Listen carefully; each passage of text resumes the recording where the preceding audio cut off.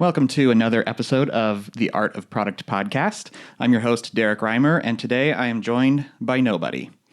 Ben is on vacation this week, so here I sit on a Sunday afternoon sipping a cold kombucha, here to serve up some fresh knowledge from behind the scenes of Drip.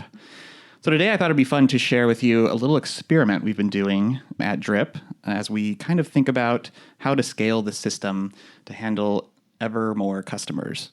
So as you know, I've been thinking a lot about what changes we need to make to the Drip architecture to support all the customers we're getting and the large customers that are in our sales pipeline. I like to break it down and think of it in terms of the many seasons of scaling a SaaS app. And now that I live in the Midwest, I can talk about seasons and actually know what I'm saying.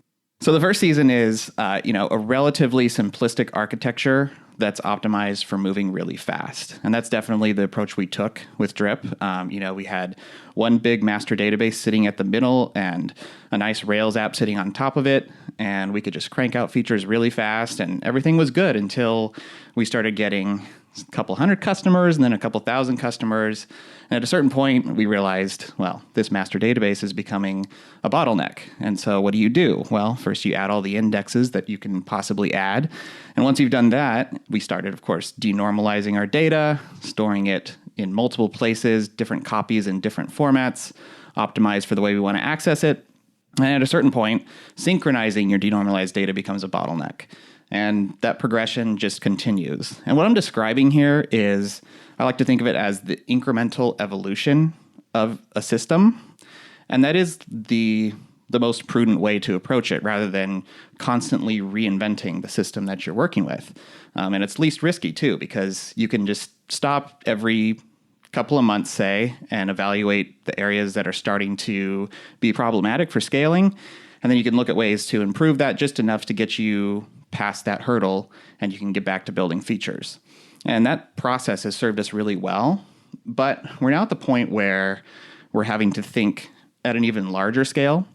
An idea that I came up with a couple of weeks ago was to try an experiment, a brainstorming experiment. And so we sat down in a room and I invited a few smart engineers who are not totally familiar with the system as it stands today. And we started to think, how would we architect certain key systems of Drip today for scale if we could burn it all to the ground and start over? And I like to think of this as mostly a thought experiment, not that we're actually planning on burning systems to the ground and starting over, but my hope is we can unearth some new ways of thinking about the problems that maybe we haven't been thinking about because we're kind of like bound by our own legacy, and it can lead us to kind of not see the forest for the trees. And so we started this process, and we're a couple sessions in, and I have a couple takeaways from it that I would like to share with you. So first, let's kind of dive in on how to structure these meetings. So the first step I did was get some experienced engineers in a room and only try to define the end goal of the system without divulging too many details about how the current system works.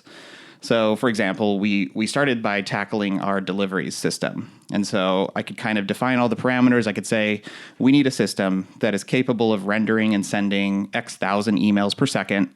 And I also went through the exercise of kind of defining the assumptions about the system. Certain things like we need the ability to cancel an email once it's already out the gate within a certain level of tolerance.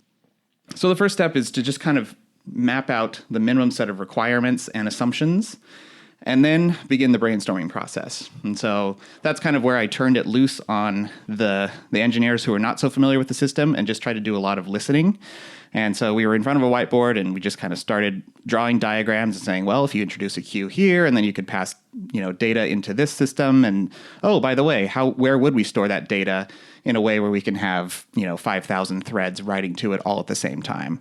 And so at each point, we kind of tried to define it the best we could as if we were mapping out a totally new system. And that process started to unearth some of the tradeoffs that we're going to have to deliberately make. For example, you're generally swapping the consistency of your data for the speed at which you're able to access it. And so that's kind of one of the classic trade-offs that you encounter when you're scaling a system. Another example of that is with queuing technology, you're often able to achieve much higher throughput of job processing if you're willing to sacrifice the guarantee that a job will only be processed once.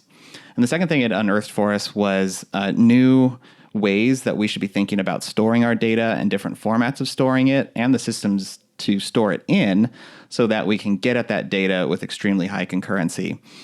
Just talking to these engineers who have experience with systems that maybe weren't even on my radar helped open my mind to other opportunities that we could be exploring. And so it found at the end of the day, we began to, reevaluate our assumptions and trade-offs we were willing to make. And once we could hammer that list and make it even more specific, then we could do another iteration and pass through and say like, okay, now given this expanded list of assumptions, or maybe now that we can remove one of the initial assumptions we had, how would we architect it? And what I found is gradually as we iterated through this, the quote unquote ideal scenario started to look closer and closer to our current situation. But I was able to identify some areas where, well, if we just changed this one piece, that would release a giant bottleneck. Or if we relaxed a trade-off over here, that would allow us to move forward much more smoothly. So I think this is a really great exercise, and I plan to do it for probably 4 or 5 other subsystems of Drip. And I would encourage you to try it out as well. You don't have to necessarily involve engineers in-house. Maybe if you have a friend who's willing to lend you an hour of their time, then grab them and kind of explain the problem you're dealing with and tell them, I just want to think about how to solve this as if the existing system didn't exist at all, and we could just start from scratch. It might work well for you as well. And that's all I have for you today. This has been another episode of the Art of Product Podcast. If you'd like to access the show notes, head to artofproductpodcast.com, and I'll see you next week with our regularly scheduled format.